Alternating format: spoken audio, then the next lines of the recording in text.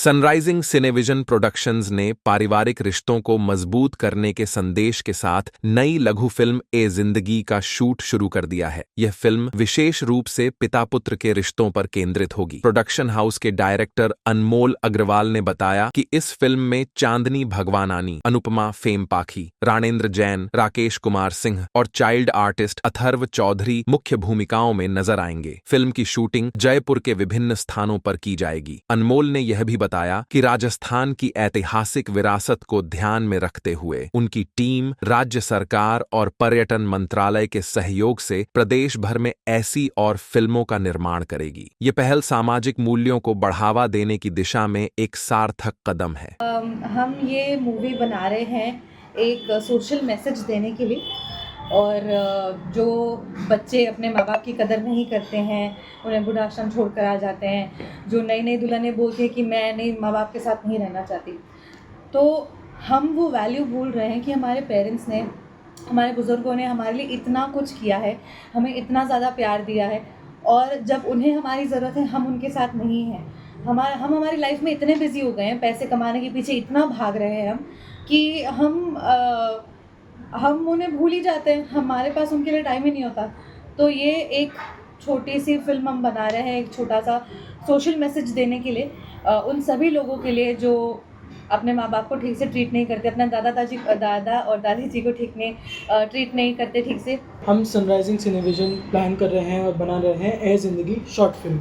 तो हमारा कॉन्सेप्ट है कि आज के टाइम में जो 21वीं सदी है, काफ़ी पारिवारिक परिवर्तन हो गया है लोगों की वैल्यूज़ में, जिसको फैमिली वैल्यूज़ कहते हैं। फैमिलीज छोटी होती जा रही हैं, एक दूसरे से डिस्कनेक्ट होती जा रही हैं। आज के टाइम में एक फादर अपने सन से, सन अपने फादर से डिस्कनेक्ट हो रहा है। तो हम इस टॉपिक पे बताना चाहते हैं, सोशल इम्प्रूवमेंट के लिए, सोशल अवेयरनेस के लिए ये मूवी बना रहे हैं। और हमारे डायरेक्टर हैं राहुल कनावत जी, हमारे एक्ट्रेस हैं अपने पिंकी भगवानी जी जो अनुपमा में आती हैं, और हमारे राइटर हैं राजन खेड़ा जी।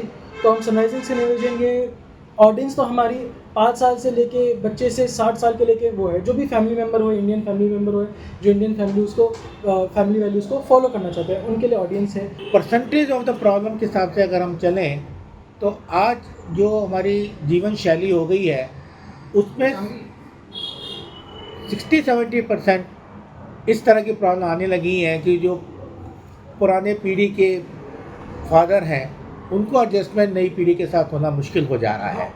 आपने बिल्कुल सही कहा, कुछ केसेस में ऐसा भी होता है कि फादर पुरानी पीढ़ी के फादर अपने संस्कार को एडजस्टमेंट नहीं करना चाहते, और वो सिर्फ नई पीढ़ी को या अपने बेटों को ही दोष देते हैं कि आप एडजस्ट नहीं हो रहे। और पर्टिकुलरली नई पीढ़ी के जो बेटे हैं उनके परिवार भी होता है, बहू भी होती है, बेटे भी होते हैं। तो ये दोनों बातें अपनी जगह सही हैं। इस टॉपिक पे भी कभी अगर मौका लगा तो सनराइज सिनेविजन एकेडमी इसको भी लेगी।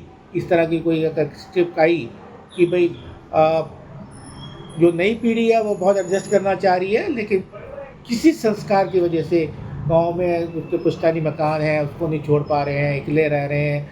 नई पीढ़ी उसको बेटा बुलाना चाह रहा है कि जहाँ मेरी गांव शहर में सर्विस लगी है, आप पापा मेरे पास आइए रहिए, लेकिन वो नहीं आ रहा है। तो ये भी अपनी जगह है। लेकिन इस पहले वाले जो टॉपिक है जिस पर हम पहला बनाने जा रहे हैं वो यही है कि जो ज़्यादातर वृद्ध आश्रम में लोगों को छोड़ने की समस्याएं पैदा हुई हैं, या घर में इस तरह का अरेंजमेंट कर दिया जाता है कि बुजुर्ग को बिल्कुल ही मान सम्मान नहीं मिलता है और वो कुंठा में चला जाता है, तो उसको कैसे रोका जाए उसके लिए ऊपर ये है। लेकिन भविष्य में ये बात भी बिल्कुल ध्यान वाली बात है कि कुछ ना कुछ परसेंटेज केस ऐसे भी हैं जिसमें आपने सही कहा कि पिताजी एडजस्ट नहीं होना चाहता, बेटा एडजस्ट करना चाहता है। एक्चुअली क्या है, प्रेजेंटेशन में इस महामारी में पॉजिटिव व्यू ज़्यादा है, नेगेटिव व्यू के खराब दिखा के चीज़ दिखाना वो आजकल के दर्शक को किसी को भी इम्पैक्ट नहीं लाता है।